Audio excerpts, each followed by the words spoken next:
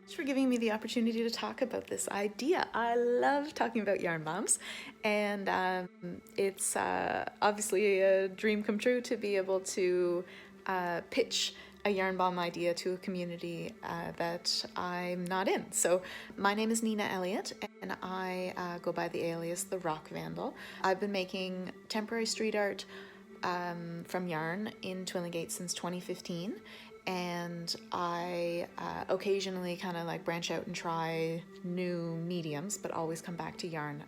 I think it's because it's warm and cozy and familiar. I can prepare everything at home, so I can do all of the hard work at home, and the installation is pretty much just a breeze. I use freeform crochet. I've been working mostly with like two-dimensional installations, so I made lots of stuff. Most recently, I made a big immersive UFO with a 16-foot multicolored light beam that came down that was funded by Arts NL.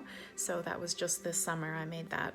There was 4 aliens and there was 2 UFOs, and what was cool about it is like you could stand inside and kind of take a photo as if you were being beamed up. I've also made life-size Homer Simpson and Waldo from Where's Waldo, and Waldo was fun because I got to move him around town. I moved him around the province, and I even brought him to Hamilton, Ontario.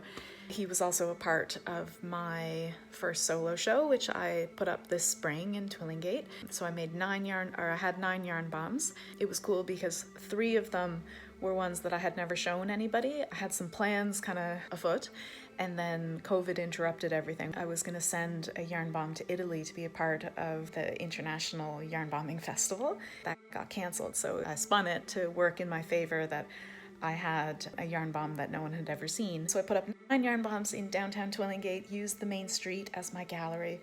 I think it's Newfoundland's first outdoor art gallery. It managed to make local, provincial, and then national news. So that was really exciting. And the theme of that whole show was uplifting. So I was really trying to bring some positivity. And I guess in general, that is what yarn bombing is about for me. And I guess like any temporary public art, I really make an effort to have it be colorful and positive, and bright, I guess. So bright in both senses of the word. You know, I try to make it eye-catching, but I really do consider the community and wanting it to be a positive experience always if you stumble across some art. So if you're out for a walk and you happen to see a yarn bomb, from my perspective, I think it's my responsibility to make sure that that's a really uplifting, delightful experience. So I kind of always say that my artistic aim is to surprise and delight through creative acts in otherwise unexpected places. That's what I've been doing in Twillingate since 2015. The idea is to make some yarn monsters coming up from the ground. There'll be a variety of colors. They'll all be spun from my mind. So I'll make the body, and the body's like pretty simple. I'll have to get measurements of the trees, and then I can make a little sweater for the tree, and I'll glue or sew details onto the sweater before installing.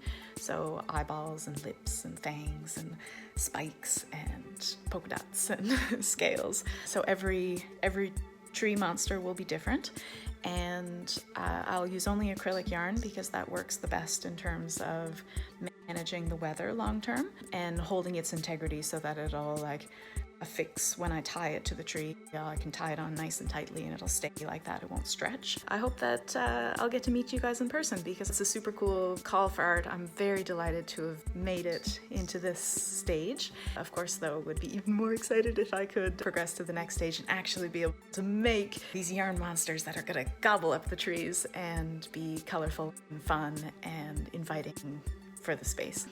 I'd love to do this. I hope that you guys entrust me with your park to get it done because I know that I can do a lovely fun job, and it'll make the space inviting while still like allowing the community to use the park maximally. It won't interfere at all with anybody's idea of what they can get up to, I guess, unless there's another yarn bomber out there who wants to yarn bomb your trees.